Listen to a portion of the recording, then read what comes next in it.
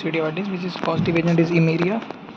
ये देखा जाए तो ये मैनेजमेंटल प्रॉब्लम है, यहाँ से शुरू करोगे।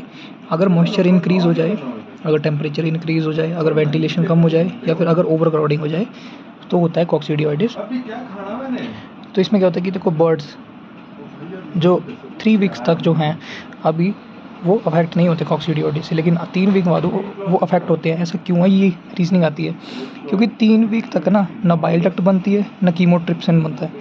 तो सो इफ़ स्पोरिलेटेड oocyte पड़ी हुई होगी ना शरीर उसमें बॉडी में, फिर भी कन्वर्ट नहीं होगी। So that's why less than 3 weeks age birds coccidiosis not occur.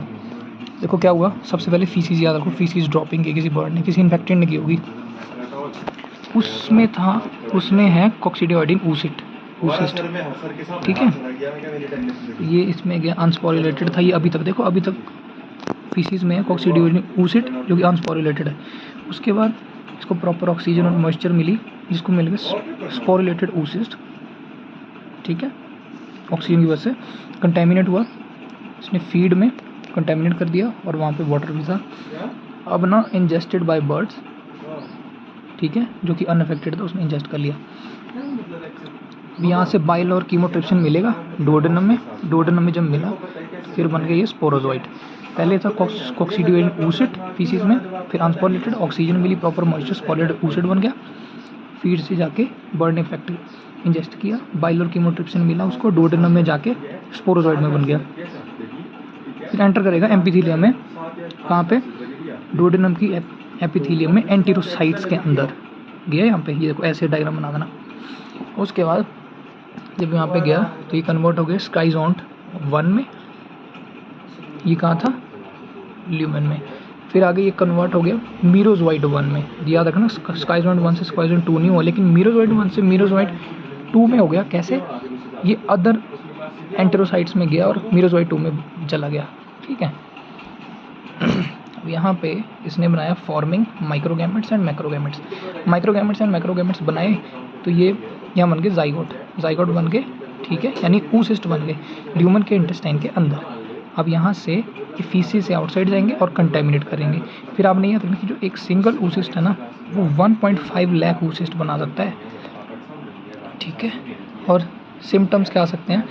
Blood in diarrhoea, blood in diarrhoea आएगा तो ब्लड कम होगा तो अनेमिक, अनेमिक होगा तो जॉन्डिस, ठीक है। और एक चीज़ और देखो, यहीं से याद रखना कि अगर ब्लड कम हो गया तो वाइट मसल हो जाएंगी, तो वाइट मसल याद रखना, रफल्ड फैदर्स, ठीक है, रफल्ड फैदर्स हो जाएंगे। और हो गया आपका इमेशिएटेड, हो गया एनिमल इमेशिएटेड हो, क्योंकि अनीमिया, जॉन्डिस, ब्लड डायरिया, ठीक है, वाइट मसल तो इमेशिएटेड हो गया, प्रोमिनेंट कील बोल दिखने लगी। तो ये था, ये बाकी ये जो लिखा ना ये सब, ये मैं आपको यही कहूँगा कि ये आप PDF देखो, उसमें कॉक्सीडियोइडिस सर्च करो, उसके नीचे अच्छे से दिया है, वहाँ से पढ़ो। ये आगे डायग्नोस पढ़ो इसका। रुको, कंट्रोल, हाँ सॉरी, कंट्रोल पढ़ना है, कंट्रोल करना है। Replacing half litre by adding, ठीक है, हाफ लीटर को रिप्लेस करेंगे, उसमें लाइम डालेंगे, कैल्शियम ऑक्साइड 5 से 7 किलोग्राम पर 100 स्क्वायर फीट, याद रखना। स्प्रे करेंगे या फिर बाय ड्राइंग, है ना। लाइम से बेनिफिट क्या? एक तो कॉक्सीडियोसाइडल है और मॉइस्चर को रिड्यूस करता है। और याद दे सकते हैं एम्पोरलियम देना है 1 ग्राम पर लीटर वाटर में, ठीक है। ये सीक्वेंस इंपॉर्टेंट है, ये ई टेनिला, ई निकेट्रिक्स, ई बर्नेटी, ये जो दिमाग खराब कर दिया इसने, देखो ये सारा है ना।